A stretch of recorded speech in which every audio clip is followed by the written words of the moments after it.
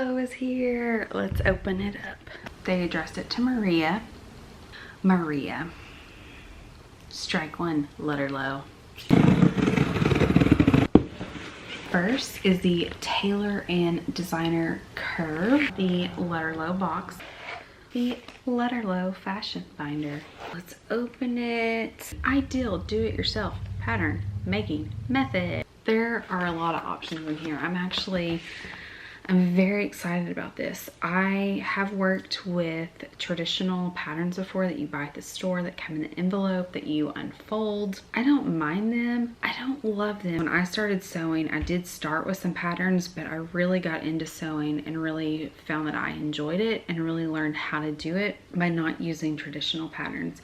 I would find patterns online that were PDFs, or I would find suggestions on how to make something based off my measurements. And then the other way that I've done it is I have taken existing garments that I have that I like how they fit, and I've traced those onto paper or to like paper grocery sacks, added seam allowance, altered it how I wanted it. That's how I have made the majority of my items, is either just make it up on the fly based on my measurements, or taking an existing garment and using that to trace and to work off of. And I thought that this system would save me a lot of time, because I could take like this part of a top that I like, and I could take sleeves from another pattern, and I could cut and adjust the size, and I could reuse, if I knew it was a good fit, reuse that same pattern over and over to make other tops.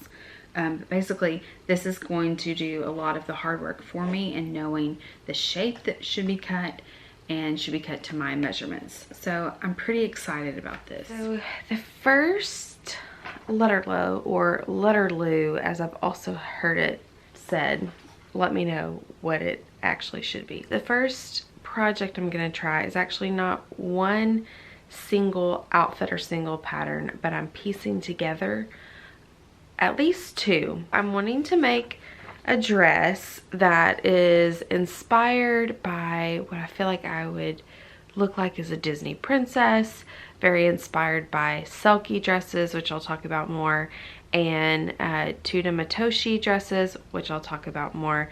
So the first thing I need is the style that I want to make for the bodice, for the top, is fitted. And I'm thinking of going with, this is pattern number 23. It's fitted, and this is the part I'm going to cut out. This is the one that I'm going to measure and cut out for the front and the back. The other part that we're going to make, we are going to make a sleeve, and I want a puffy sleeve. This is a sleeve pattern from one of their vintage patterns that we are going to try. So this Lutterloh pattern here, you have the long sleeve, but I think we'll be doing it shorter. Now for this skirt, I want it to be a very full skirt. And there wasn't a pattern quite like what I was looking for in the Lutterloh book. So I might just be making my own. It will probably be a square that's gathered, and I might have several layers. I have my pattern pieces cut. Let me explain why you did not see me do it. I started doing it, had to get up, take care of the baby, do some other things. So I would sit down, work on it, get up. I thought, well, that's gonna be really hard to video and edit together and it not look like all chopped up. And also, it was the first time I've done this, and I know that would be a good reason to video it so you could see a true first impression. But it kind of stressed me out trying to get it on video. So I thought, I'm just gonna do it. I'm gonna let myself do this on my own without feeling like people are watching me and making me nervous. So I went slow and I did it, and it's completely doable, but I did have to look at the book a few times to make sure I was doing it right, and to read all the codes and the abbreviations. And I think the more that I do it, the more natural it will become. It wasn't complicated. It did take time, and it did take some concentration. One thing about Lutterloh is they do not add the seam allowance, which means, okay, that's one extra step that I now have to go and add the seam allowance, but I think that's good for actually getting the seam allowance that you want. So I used 1/2 inch seam allowance that was basically so that I can sew 1/2 inch, but if I try it on and it's too tight, I have plenty of room to let out and to adjust the sizing all the way around. Since this is my first piece to make from Lutterloh, I wanted to make sure that I understand the sizing. I mean, it should work, but I wanted to have room to let it out if I needed to. I found this at Walmart, and it's an acrylic ruler. It's a square, and it's 4 inches by 4 inches, but then it also has this down the side. This highlighted area is 1/2 inch, so you can hold up and you can see through. So I would hold this up to the pink line that I drew, which was the pattern line. I would hold that up and you can see through the pink, and then I used a black marker to go and to make the seam allowance.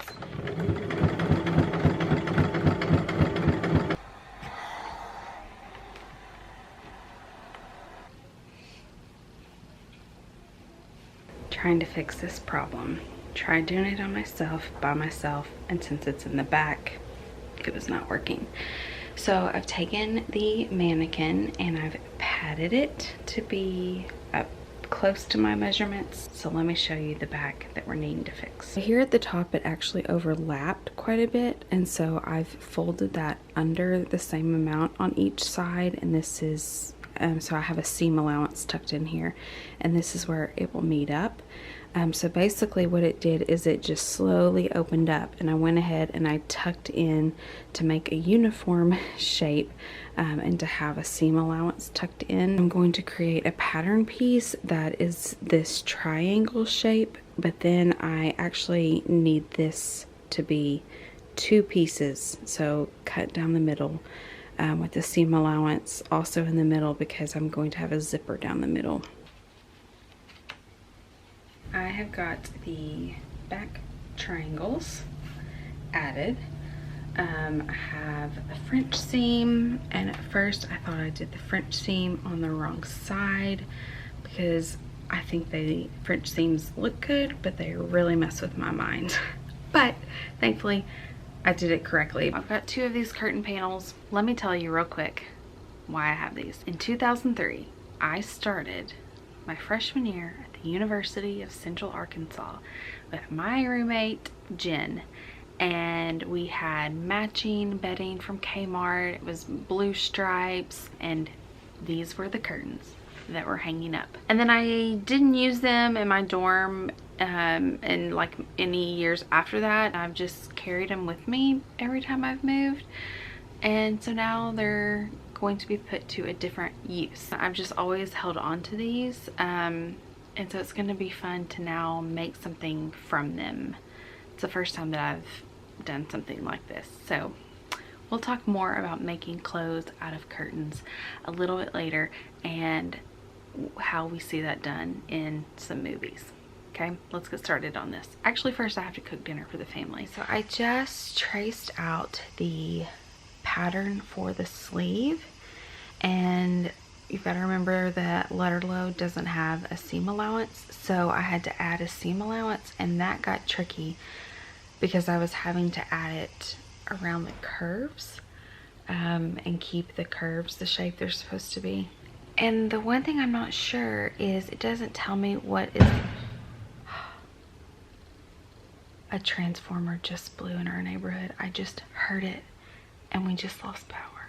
For the skirt, if you were to follow like the Lutterloh pattern that I'm not doing, the measurements they suggest for this skirt would be the waist that you would cut would be 60 inches at the waist, and then gather that, and then the length they say is about 35.5.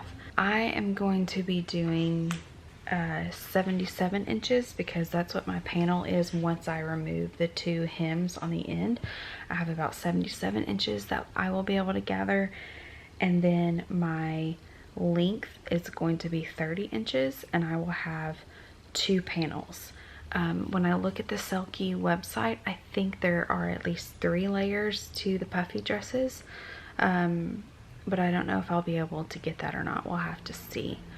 Okay, I'm gonna go I hear the baby monitor beeping because it's unplugged, and I'm gonna go and try and do what I can to make sure that nothing wakes her up since I just laid her down. The utility company is outside fixing the transformer, and I've got these hems that I cut off, and so I can make a headscarf and a neck scarf. It's fashion, look it up. The power's back on. I put a basting stitch at the top of one layer, and I'm gonna sit and gather it by hand. I'm not going to do the stitch on the second layer yet because I think the sewing machine is almost waking up my baby. I hear her stirring, so I'm gonna turn it off, do that later. And instead, I'm just gonna sit and gather this and kind of see what I think. I've gathered it by hand, and I'm really liking how it looks. It's got me excited about continuing to the next layer. So I will probably pin this on the bodice and see how it looks. Pin this on the mannequin, see how it looks with the bodice before I do the second layer to make sure that the measurements are how I want them to be. I've gathered the first layer and I've pinned it onto the bodice on the mannequin to kind of look and see if I like how it's gathered. I will try this on as best I can to make sure I have the skirt hitting where I want along my waist, or exactly where I want it to hit. And then I'm gonna gather the second layer. I've got it right now, just stitched it, but I've got to gather it up. But I've also got this to gather up. I have the second layer pinned on and working on gathering it. This is reminding me of a Degas ballerina type of silhouette, which is kind of exciting. But I wanted to talk to you about how I'm going to attach the skirt to the bodice. So normally what I would do is I would sandwich the skirt in between the lining and the outer part. Somebody's trying to help me hold the camera. Let's turn it around. Normally I would sandwich the skirt in between, but since the outer layer is the same as the skirt fabric, it's sheer, you would see this, and we don't want that. So the skirt will go underneath the lining piece, and I'm thinking I'm going to see if I can French seam that, because then you will see a seam, but at least that way it will be nice and neat. It's a new day, guys. So now I got ready and I'm gonna get some things done. My daughter has a kindergarten ceremony and closing program for the school year. We can't go in person because of COVID regulations, so we have to watch it on Zoom, which makes me a little sad that I can't be there. There's a lot of things that we missed her last year at preschool with it having to close early, and we've missed a lot of things with her first year of school and with kindergarten, but at least they are letting us watch it on Zoom so we don't completely miss that moment.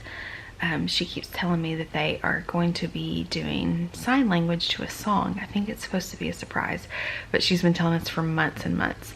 And it's to A Wonderful World. And she keeps showing us that I'm gonna tear up.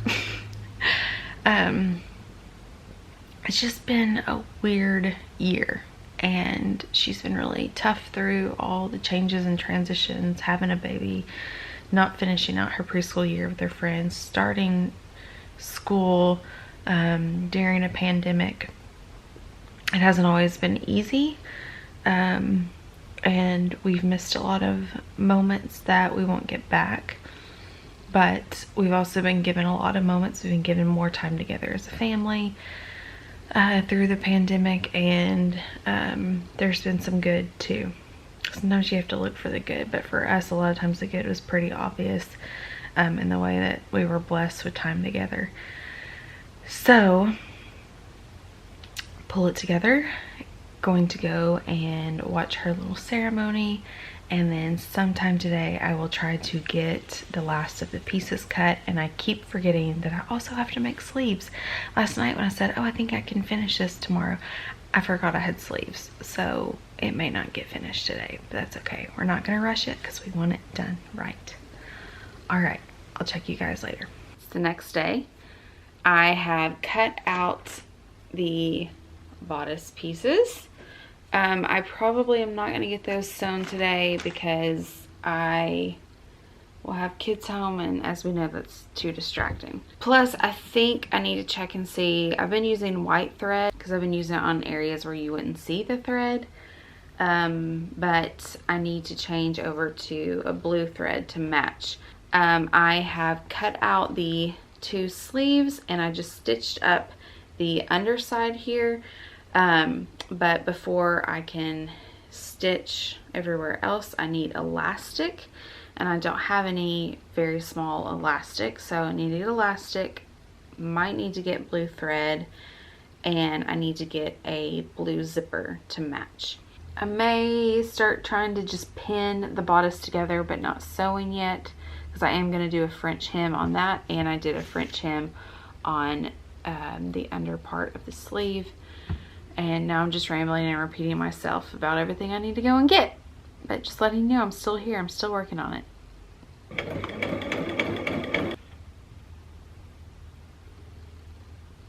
I got the got the bodice, outer bodice sewn together. I was able to do it because Colin took the girls to go run a quick errand.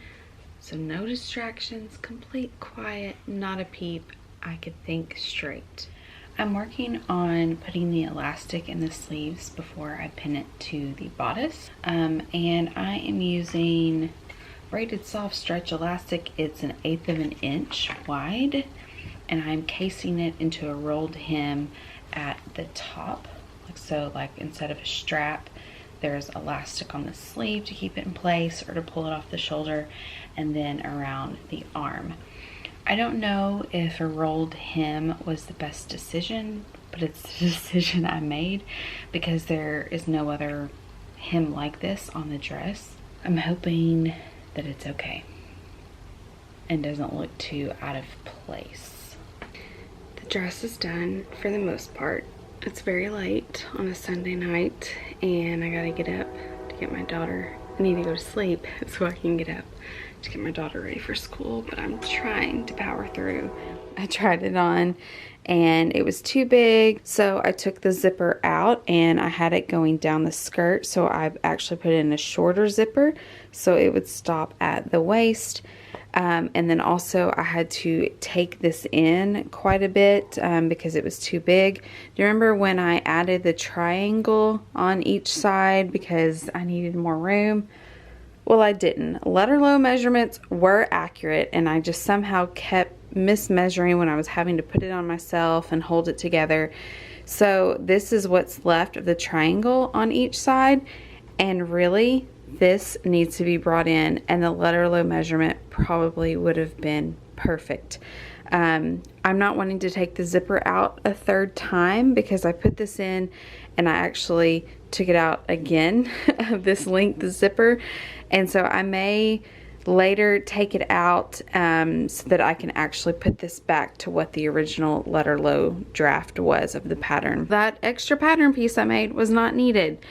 I should have trusted the process, but I was really afraid it was going to be too small. It's still a little big, but I'm going to try to figure out the best way to take it in without putting in a dart or anything that's going to mess up my beautiful French seams. While my baby is still sleeping, I thought that I would just grab my phone and tell you the inspiration behind the dress that I'm making. I've been a little bit of a stalker on Instagram for 2 different accounts. First is Selkie, and I've heard some people say Silky, but it's spelled S-E, so I'm going to say Selkie, but please correct me gently and nicely, kindly in the comments, and let me know if there's a proper way to say it and if I'm not saying it right. So it's a very romantic, princessy, almost that toddler style dress. Their most popular one that I see, the puff dress, where it has a very short bodice and then it just is real puffy in the skirt, and it has big puffy sleeves. And as a child of the 90s, it's very reminiscent of something I would have loved as a kid. So that's my first inspiration. That's probably what this dress is leaning more towards, and kind of the direction that I'm going a little bit more towards.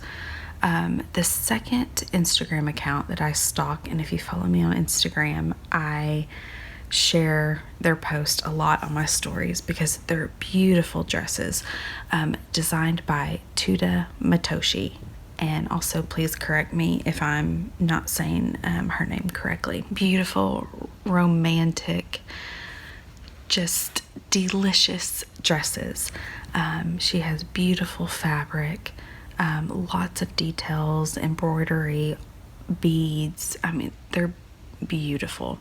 So this dress has some inspiration from that, but is not quite on that level. I would love to eventually do something even more inspired by Teuta Matoshi, but this does lean more towards Selkie. Second thing is the fabric that I'm using, which I have been mentioning that they're curtains. Whenever I'm transforming myself, I'm going to talk about curtains and people in movies making clothes out of curtains. I have got 3 different movies that I want to talk about, and how they're different, but also I think there's one thing that ties them all together, even though they're set in different time periods, made in different decades.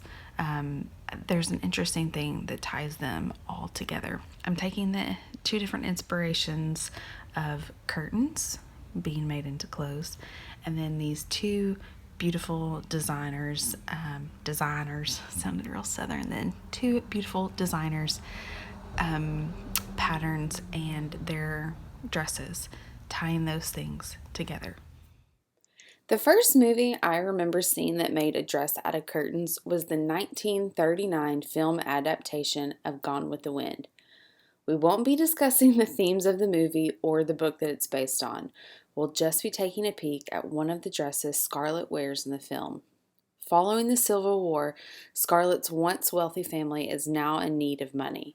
She can no longer afford expensive dresses, and in a desperate plea to impress, she makes a dress from drapes hanging in her family's plantation house. I haven't seen the film in several years, but that scene stands out in my memory. There's also an iconic spoof done by the brilliant Carol Burnett.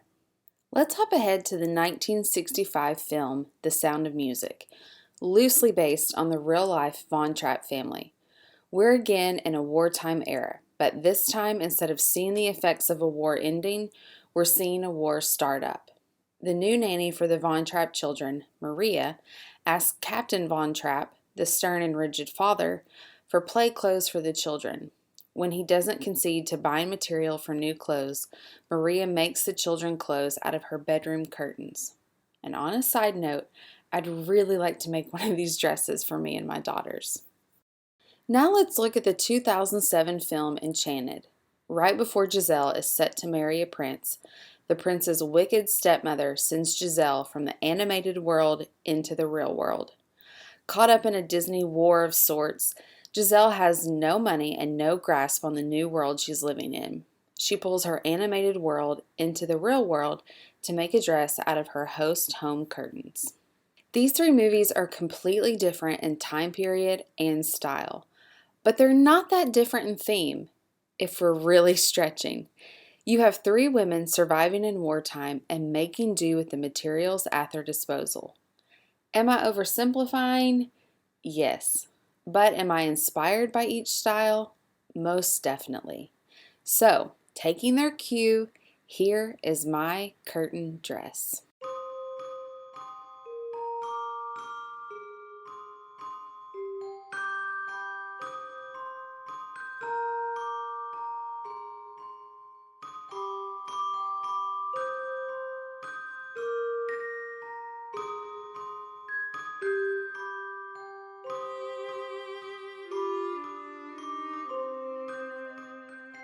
So, how do I feel about my curtain dress? I am very pleased. The Lutterloh pattern made a great fit. The curtain material was the perfect texture and color, and I surprised myself with sewing techniques that I picked up and my ability to adapt. I don't know that I have anywhere in particular to wear this dress, but it has made me so happy just to make it. So I highly encourage you to pull some curtains down out of your house and make a cute outfit. Are there other movies that feature clothing made out of curtains that I didn't mention today? Let me know in the comments if there's any that I missed.